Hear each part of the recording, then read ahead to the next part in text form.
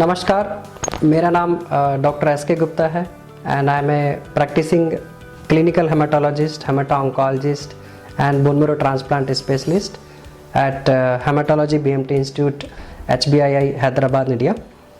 And आज हम इस वीडियो के दौरान हम चर्चा करेंगे कि बोन मैरो ट्रांसप्लांट क्या होता है, हमें इसकी ज़रूरत कब पड़ती है और अगर हमें ज़रूरत पड़ती है तो क्या आज की डेट में हम तैयार हैं बोन मैरो ट्रांसप्लांट करने के लिए, इसकी क्या कठिनाइयाँ हैं हमारे पास में, और मोस्ट इम्पॉर्टेंटली कि इसका सॉल्यूशंस क्या है। जो कठिनाइयाँ हम आज की डेट में ट्रांसप्लांट के टाइम फेस करते हैं तो उसकी कठिनाइयों का क्या सॉल्यूशन है हमारे पास में। बोन मैरो ट्रांसप्लांट बीमारियों को जड़ से ख़त्म करने का एक ट्रीटमेंट है। मैं दोबारा बोल रहा हूँ, बीमारियों को जड़ से ख़त्म करने का एक ट्रीटमेंट है, जिसके दौरान हम क्या करते हैं कि पेशेंट्स का जो अनहेल्दी स्टेम सेल्स होता है, अनहेल्दी जो मदर सेल्स होता है, जो बोन मैरो के अंदर होता है, जिसका काम होता है हीमोग्लोबिन को बनाना, WBCs को बनाना, प्लेटलेट्स को बनाना, इम्यून सेल्स को बनाना, और जो गलत चीज़ें बॉडी के अंदर जो बनती हैं, लिपिड्स होते हैं, कार्बोहाइड्रेट्स होते हैं, उसको ख़त्म करने के लिए जो मैक्रोफेजेज होते हैं उसको बनाने के लिए एक मदर सेल्स स्टेम सेल्स काम करते हैं।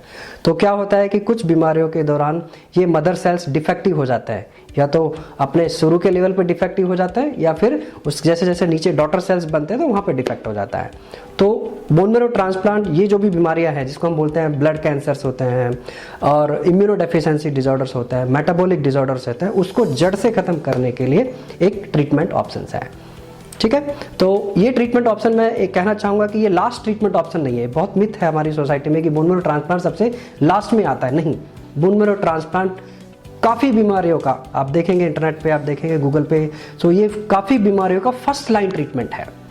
ठीक है, अच्छा, अगर हमें मालूम है कि फर्स्ट लाइन ट्रीटमेंट है तो हम कितने बोन मैरो ट्रांसप्लांट करते हैं? क्या लोगों को ज़रूरत नहीं है बोन मैरो ट्रांसप्लांट की? तो अगर हम देखें कि वेस्टर्न वर्ल्ड में बोन मैरो ट्रांसप्लांट के number per year many thousands में होते हैं, बहुत हज़ारों की संख्या में बोन मैरो ट्रांसप्लांट होते हैं क्योंकि पेशेंट्स को ज़रूरत होती है। लेकिन इंडिया में ज़रूरत होने के बावजूद भी, हमें मालूम है इंडिया का पॉपुलेशन कितना है और ज़रूरत है लोगों को, लेकिन बच्चों को ज़रूरत है और एडल्ट्स को ज़रूरत होती है, लेकिन फिर भी हम उतने नंबर्स नहीं कर पाते। राइट, तो हम नहीं कर पाते, तो क्यों नहीं कर पाते? तो कुछ इसका मतलब कुछ प्रॉब्लम्स है हमारे साथ, हमारे इंडिया में कुछ यूनिक प्रॉब्लम्स है। तो let's discuss on those problems and finally हम डिस्कस करेंगे कि इसका सॉल्यूशंस क्या है हमारे पास में आज की डेट में। सो मैं जो प्रॉब्लम्स को देखता हूँ दो तरह से देखता हूँ और हमें आई थिंक उस तरह से एक सिंपल वे में जाके देखना चाहिए। एक प्रॉब्लम है मेडिकल प्रॉब्लम्स, ट्रांसप्लांट के दौरान मेडिकल प्रॉब्लम्स आती है, ट्रांसप्लांट के दौरान नॉन मेडिकल प्रॉब्लम्स आते हैं। सो आई थिंक मैं एम्स में ट्रेनिंग के बाद में, एम्स दिल्ली में मैंने ट्रेनिंग किया, it's been almost a decade I have done the training, I have done successfully good number of the bone marrow transplants. So जो हर्डल्स आते हैं, सो जैसे मैंने बोला medical hurdles and the non medical hurdles. So मेरा focus इस video में non medical hurdles पे ज़्यादा रहेगा, लेकिन थोड़ा हम टच करते हैं मेडिकल हर्डल्स पे। एक हर्डल आता है मेडिकल हर्डल्स में, गुड डॉक्टर्स, एक अच्छा डॉक्टर्स नहीं मिल पाना। दूसरा हर्डल्स आता है कि लोग जो है कठिनाई आती है कि लेट स्टेज में डॉक्टर्स के पास जाते हैं। तीसरा हर्डल आता है कि अच्छा चलो जल्दी स्टेज में बीमारी का पता लग गया, लेकिन बहुत सारी मिथ्स है सोसाइटी में, तो वो क्या है कि अलग अलग तरह के ट्रीटमेंट लेते हैं, प्रॉपर ब्लड ट्रांसफ्यूजन्स नहीं करते हैं, अननेसेसरली ब्लड ट्रांसफ्यूजन्स करते हैं। तो उसकी वजह से इवन तो उनका बीमारी जल्दी स्टेज में पता लग गया, लेकिन जब तक वो ट्रीटमेंट के लिए जाते हैं वो अपनी बॉडी को काफ़ी हद तक ख़राब कर लेते हैं। चौथा कॉम्प्लिकेशन जो आता है, चौथी जो मेडिकल प्रॉब्लम्स आती है हमारे ट्रांसप्लांट के दौरान में है कि कॉम्प्लिकेशंस ऑफ द ट्रांसप्लांट। जैसे एक कॉम्प्लिकेशंस आता है इन्फेक्शन, दूसरा कॉम्प्लिकेशन आता है GVHD, जो कि इम्यून सेल्स जो होते हैं वो कई बार और ऑर्गन्स पे अटैक करता है। सो आई थिंक ये मेन मेडिकल हर्डल्स है, उसके बारे में हम कभी किसी वीडियो में बात कर सकते हैं। Let's focus today on the non medical hurdle, because medical hurdles को सही करना, नॉन मेडिकल हर्डल्स को सही करना, तभी हम एक सक्सेसफुल ट्रांसप्लांट को कर सकते हैं। सो यूनिक प्रॉब्लम है नॉन मेडिकल हर्डल्स। आई थिंक मैं तीन कैटेगरी में इसको कहना चाहूँगा नॉन मेडिकल हर्डल्स जो है। एक तो डोनर्स की अवेलेबिलिटी, डोनर मतलब हेल्दी स्टेम सेल्स की अवेलेबिलिटी का डोनर नहीं मिलना। दूसरा financial hurdle, I think India में सबको मालूम है finances are somehow a constraints, so financial hurdle. तीसरा हर्डल्स आता है थोड़ा एक डर है सोसाइटी में बोन मैरो ट्रांसप्लांट के बारे में कि क्या ऑपरेशंस करेंगे, कैसे करेंगे, बहुत सारे कॉम्प्लिकेशंस है, बहुत सारे फाइनेंशियल्स की जरूरत होती है। यस, फाइनेंशियल्स क्या है, लेकिन फिर भी तीसरा हर्डल आता है fear and myths about the bone marrow transplant. So let's check one by one कि क्या है वो हर्डल्स, और हम फाइनली में जैसे मैंने बोला बात करेंगे हम इन हर्डल्स का आज की डेट में हमारे पास क्या सॉल्यूशन है। एक हर्डल स्टार्ट करते हैं, non medical hurdle. To start हम पहले डोनर के लिए बात करते हैं। सो जैसे हमने बोला, हम bone marrow transplant, allogeneic transplant, जो कि जिसमें दूसरे डोनर की हेल्दी स्टेम सेल चाहिए होती है, तो डोनर को स्टेम सेल्स लेने के लिए हमें ब्लड ग्रुप की मैच की जरूरत नहीं है, वो मस्ट नहीं है, वो हम मैनेज कर सकते हैं। लेकिन हमें क्या चाहिए, HLA matched haematopoietic stem cell चाहिए किसी हेल्दी डोनर से। तो HLA मैच का मिलना एक बहुत बड़ा हर्डल है, और इंडिया में आई थिंक कहना चाहूँगा कि हम कोशिश करते हैं फुल मैच मिलने की। तो इंडिया में जो ऑलमोस्ट 2/3 फैमिली को ये फुल मैच डोनर नहीं मिल पाता है। मतलब 100, आप ये समझ लो कि 100 लोगों को अगर ट्रांसप्लांट की जरूरत है तो केवल 30 लोगों को ही फैमिली के अंदर डोनर, फुल मैच डोनर मिल पाएगा। तो लेकिन जरूरत सबको 100 के 100 को जरूरत है, तो उसका जो बाकी जो 70 लोग बचे उसका क्या। तो उसके लिए there are 2 options. To be honest with you, there are 2 options. One is कि हम हाफ मैच ट्रांसप्लांट कर सकते हैं, दूसरा ऑप्शन है कि हम अम्बिलिकल कॉर्ड्स को हम ले सकते हैं, तीसरा ऑप्शन है, आई थिंक 2 की जगह तीसरे ऑप्शन भी है, तीसरा है कि हम अनरिलेटेड डोनर्स की जो रजिस्ट्रीज है हम उसको कांटेक्ट कर सकते हैं, राइट।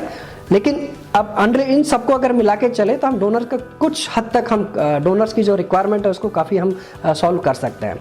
लेकिन अनरिलेटेड डोनर्स है, उसका प्रॉब्लम क्या है कि अनरिलेटेड डोनर्स में ज़्यादातर डोनर्स बाहर के हैं, इंडिया के डोनर्स कम है, और अगर है तो उनका जो अपना जो HLA, हमारी इंडियन पॉपुलेशन काफ़ी डाइवर्स है, तो HLA मैच की जो HLA मैच डोनर को जी प्रोबेबिलिटी है वो डोनर पूल से मिलने में काफ़ी कम है। सो आई थिंक मैं एक सिंगल लाइन में ये कहना चाहूँगी कि हमारे पास कुछ मेड इन इंडिया होना चाहिए डोनर की अवेलेबिलिटी का जो प्रॉब्लम है कम करने का।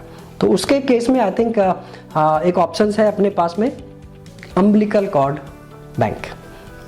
तो umbilical cord bank can be a private bank, public bank हो सकता है। इंडिया में कोई पब्लिक बैंक नहीं है, बट हाँ हमारे पास में क्या है कि प्राइवेट बैंकिंग है।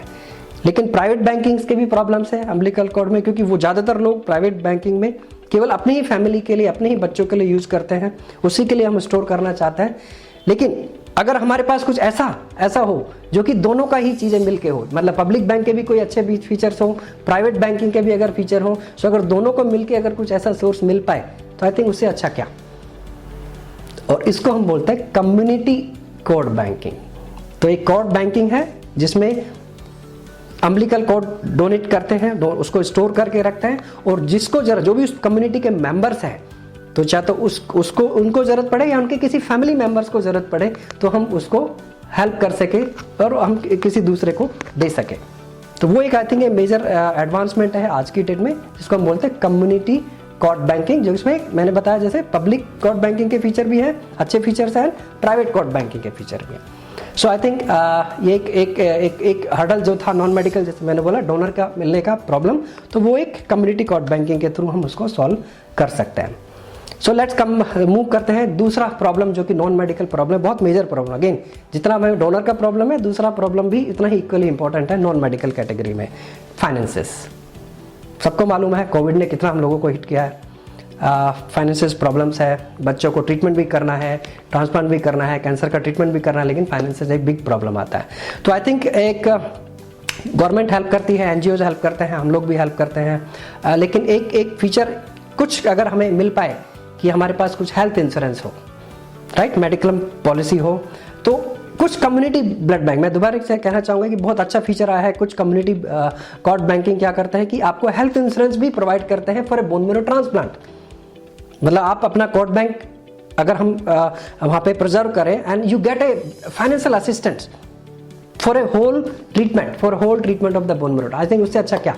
तो 2 मेजर हर्डल हम अगर हम कोड को स्टोर करें कम्युनिटी ब्लड बैंक में, तो 2 हर्डल्स हम बहुत आसानी से क्लियर कर सकते हैं। Number 1 donor haematopoietic stem cells का मिलना, हेल्दी स्टेम सेल्स का मिलना, दूसरा financial. Umbilical cord blood bank के एडवांटेज क्या है, एक तो हम जनरली हम इसको डिस्कार्ड कर देते हैं, राइट। तो अगर हम उसको स्टोर करके किसी दूसरे के लिए हेल्प करें, तो एक वो इसका बेनिफिट है। दूसरा है कि अम्बिलिकल कॉर्ड ब्लड बैंक है compare to the bone marrow and the peripheral blood cells, वो थोड़े से नेव होता है, मतलब उनको कुछ एंटीजन का एक्सपोजर नहीं होता है। तो जब एंटीजन का एक्सपोजर नहीं होता है तो एक ट्रांसप्लांट का एक मेडिकल, मैंने बोला कि एक कॉम्प्लिकेशन होता है GVHD पोस्ट ट्रांसप्लांट के बाद में, तो उसके chances umbilical cord blood bank को अगर हम यूज करें तो compare to the half match transplant और the peripheral blood stem cell transplant और the bone marrow transplant is the least.